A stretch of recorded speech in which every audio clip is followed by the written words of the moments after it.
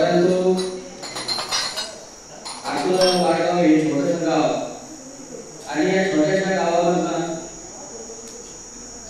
या ठिकाणचे मुलं शिक्षणासाठी बाहेर येऊन धडपड करून रात्रंदिवस अभ्यास करून आपल्या जीवनाचं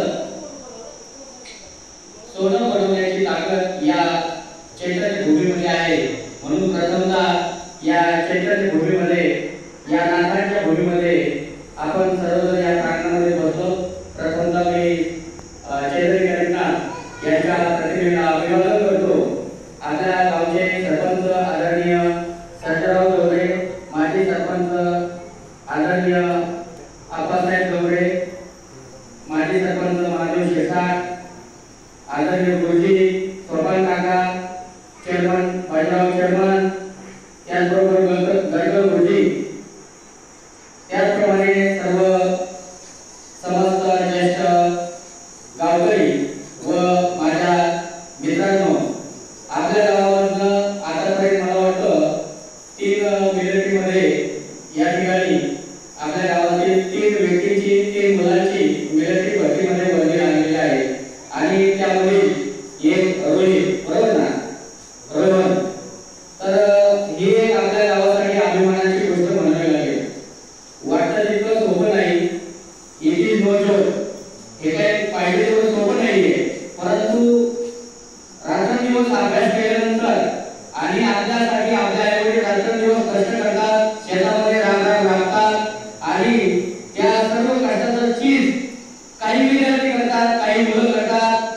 परंतु मला या निमित्ताने असं सांगावंच वाटतं, आपल्या गावातील प्रत्येक मुलाने, प्रत्येक विद्यार्थ्याने आपल्या आईवडील किती रात्रंदिवस आपल्यासाठी कष्ट करतात याचं चीज करण्याची संधी आपल्याला कॉलेज, शाळा, महाविद्यालय याच्या माध्यमातून मिळत असते आणि आपण ज्यावेळेला हे शिक्षण घेत असतो त्यावेळेला आपण मन लावून, तन मन धनाने सर्व मन लावून अभ्यास जर केला तर निश्चितपणाने, प्रामाणिकपणे जर आपण प्रयत्न केले तर निश्चितपणाने यश मिळाल्याशिवाय राहत नाही। यश आपल्या हातात असतं। आता मला तुम्हाला एक सांगावंसं वाटतं की मी 10 वर्ष जवळजवळ मिलिटरी स्कूलला शिक्षक म्हणून काम केलेलं आहे।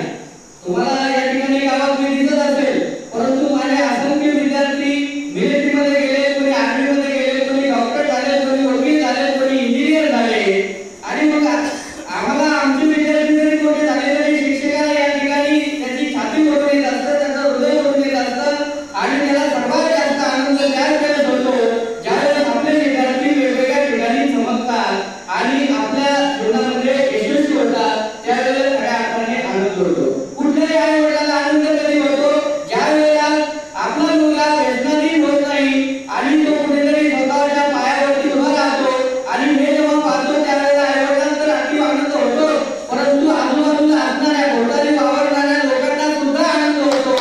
निश्चितपणाने या ठिकाणी रोहनने ही जी काही परिश्रम करून रात्रंदिवस अभ्यास करून जी मिलिटरीमध्ये आपली वर्णी लावलेली आहे, घरोघरी अशा पद्धतीचं हे संपादन केलेलं आहे, पुढील भविष्यासाठी आणि आयुष्यासाठी आणि कार्य करण्यासाठी मी समस्त गावकरी मंडळीकडून, आदरणीय सरपंचाकडून, सर्वांकडून तुला शुभेच्छा देतो आणि निश्चितपणानं या ठिकाणी आपल्या गावातील आणखी मुलं, विद्यार्थी वेगवेगळ्या क्षेत्रामध्ये प्रावीण्य मिळवतील, यश संपादन करतील, वेगवेगळ्या ठिकाणी संधी असतात फार, परंतु आपण इथपर्यंत पोहोचलं पाहिजे। हे पहा, मी दररोज 64 किलोमीटर जाऊन त्या ठिकाणी विद्यार्थ्यांना शिकवण्याचं काम करतो, कारण त्या ठिकाणी नाथांची पवित्र भूमी आहे, आपली सुद्धा नाथांची भूमी आहे। म्हणून या ठिकाणी आपण आपला वेळ हा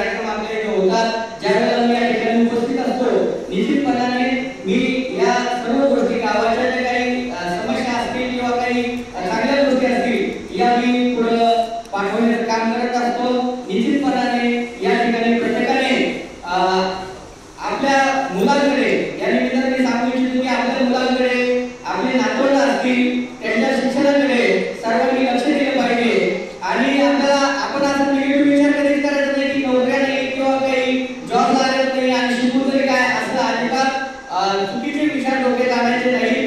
शिक्षण कधी वाया जात नाही.